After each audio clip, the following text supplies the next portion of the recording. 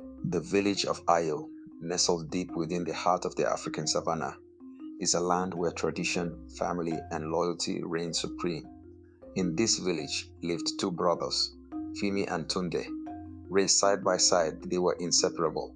The village's elders often spoke of them as one soul in two bodies. Fimi and Tunde were not just brothers, they were more than that. They were the heartbeat of their village, their bond forged in laughter, shared memories, and dreams of a prosperous future. Growing up together, they understood the power of family, what it meant to protect, support, and grow as one. They were not just born of the same blood, they were bound by the very spirit of unity. Fimi and Tunde stand in front of the village's chief hut, both smiling as they watch children play. Their father, the village leader, speaks of the legacy they'll inherit. The sun sets over their village, casting a golden glow. As they grew older, the brothers became the pillars of their community.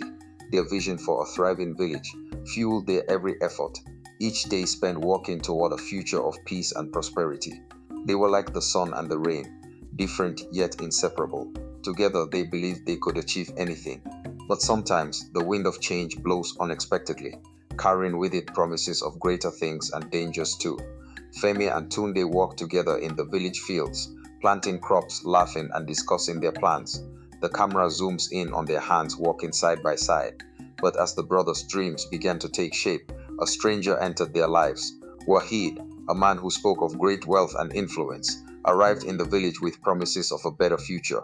His charm was undeniable, and soon Tunde found himself listening to his every word seemed like an opportunity, a way to build something greater.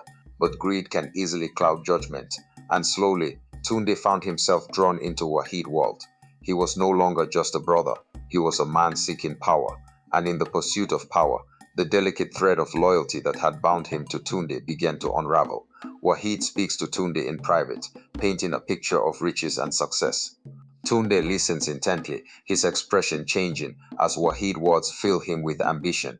Femi from a distance watches the interaction, a sense of unease growing in his chest. As Tunde began to distance himself from Femi, the tension in their relationship grew.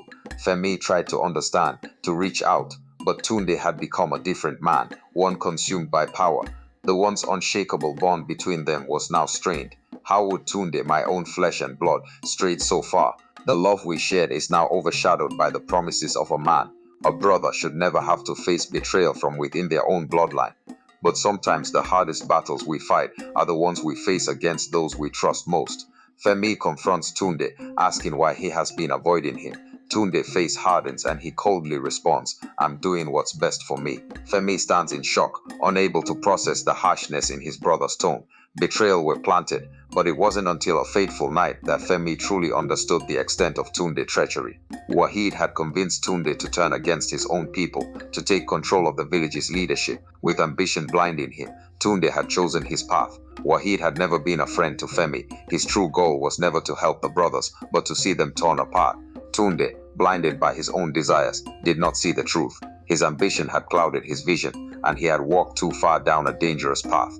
But Femi had not been idle. He had been watching, waiting, ready to protect what was left of the love they once shared. The truth would soon come to light, and with it the price of betrayal. Wahid and Tunde gather in the darkness, secretly plotting to overthrow the village's chief. Femi overhears their conversation and feels the weight of the betrayal. His heart is heavy, but he knows that he must act. Femi stood face to face with his brother, the man he had once trusted. The tension between them was thick, each word, each action, laden with the weight of their shared past. The man who had once been a brother now stood as a foe. It was a fight for the soul of their village, but more than that, it was a fight for what they both believed in.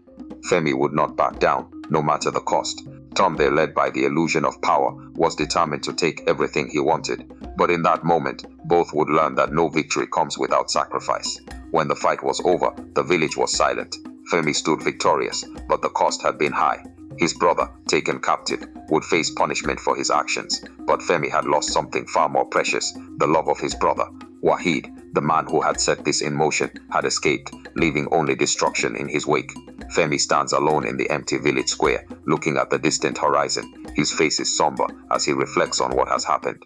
Tunde is led away by the elders, and the villagers whisper among themselves. In life, we are often faced with choices that test our loyalty, love, and integrity.